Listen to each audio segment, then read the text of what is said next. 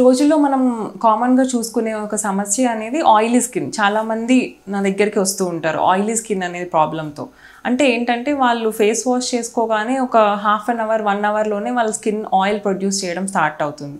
జిడ్డుగా అనిపిస్తూ ఉంటుందన్నమాట. ఇది దానివల్ల వాళ్ళు ఇంకా చూడడానికి నల్లగా కనిపిస్తారని వాళ్ళు అంటూ ఉంటారు. సో ఇది ఏంటంటే ఆయిల్ అంటే సీబమ్, మన ఫేస్ మీద ఉన్న గ్లాండ్స్లో సీబమ్ ప్రొడ్యూస్ అవుతుందన్నమాట. అది ఎక్సెస్ ప్రొడక్షన్ వల్ల ఇట్లా వస్తూ ఉంటుంది. దాన్ని సెబోరియా అంటాం. సో దానికి మనం ఎలాంటి జాగ్రత్తలు తీసుకోవాలి? సో మనం ఫేస్ వాష్ అనేది డైలీ అట్లీస్ట్ 2 టైమ్స్ చేసుకోవాల్సి వస్తుంది. అంటే జెంటిల్ క్లెన్జర్తో పాటు మనం ఫేస్ వాష్ చేసుకోవాలన్నమాట. అండ్ దాంతోపాటు ఖచ్చితంగా మాయిశ్చరైజర్ అనేది వాడాలి. మీరు మాయిశ్చరైజర్ వాడితే ఆయిలీ ఎక్కువైపోతుందని చెప్పేసి చాలామంది వాడరు, కానీ అది కరెక్ట్ కాదు. మాయిశ్చరైజర్ వాడితే అది మన సీబమ్ ప్రొడక్షన్ని కంట్రోల్ చేస్తుందన్నమాట. సో మన ఆయిలీనెస్ని తగ్గిస్తుంది moisturiser actually.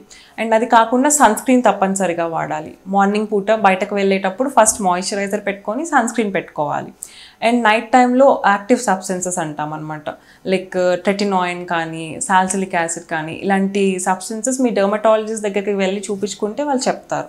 So these are all ఇవన్నీ మన ఆయిలీనెస్ని తగ్గిస్తాయి అన్నమాట అండ్ స్కిన్ గ్లోకి హెల్ప్ చేస్తాయి.